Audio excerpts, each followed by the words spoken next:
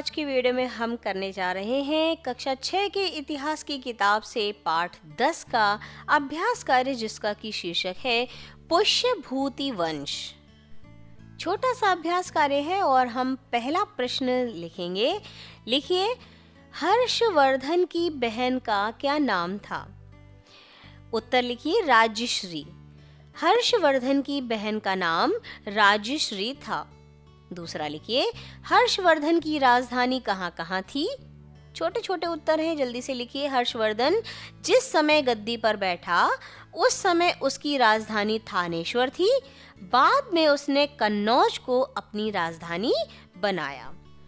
अगला लिखिए, श्वेनशांग ने हर्ष के विषय में क्या लिखा है? उत्तर लिखिए, श्वेनशांग ने हर्ष के विषय में लिखा है कि हर्षवर्धन एक प्रजापालक एवं उदार शासक था। उसने जिन राज्यों पर विजय प्राप्त की थी उन राजाओं ने हर्ष की अधीनता स्वीकार कर ली।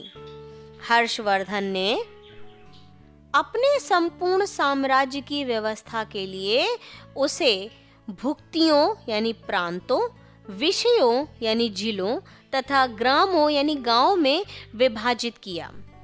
उसके शासन में अपराध कम होते थे। अपराध करने वालों को कठोर दंड दिया जाता था। हर्ष को बौद्ध धर्म से लगाव था। उसने कन्नौज में एक विशाल धर्म सभा भी बुलाई थी। वह बहुत दानी था। वह हर 5 वर्ष में अपनी सारी संपत्ति प्रयाग के मेले में दान कर देता था। उसने कहा, भारत महान देश हर्ष जैसे लोगों की वजह से ही है।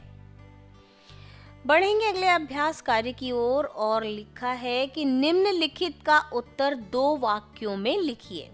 तो लिखिए, पहले में आपको हर्षवर्धन और बौद्ध धर्म के बारे में लिखना है और दूसरे में आपको शिक्षा के संरक्षक के रूप में हर्षवर्धन इनके विषय में लिखना है।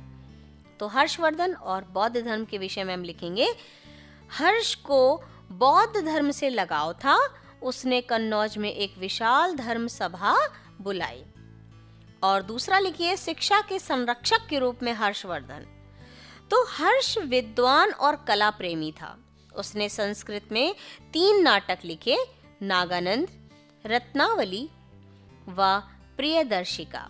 नालंदा विश्वविद्यालय हर्ष के शासन में प्रसिद्ध विश्वविद्यालय था। अगला अभ्यास कार्य है सत्य और असत्य बताइए। आ है, हर्षकालीन इतिहास जानने का मुख्य स्रोत चीनी यात्री फायान का विवरण है। असत्य। दूसरा लिखिए, हर्ष के दरबारी कवि बाणभट्ट थे। सत्य। अगला लिखिए, हर्षवर्धन की राजधानी कन्नौज थी।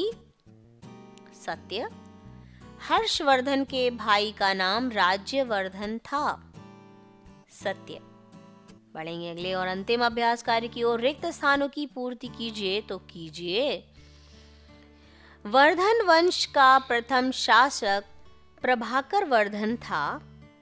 हर्षवर्धन ने 3 नाटक, नागानंद, रत्नावली, प्रियदर्शिका की रचना की।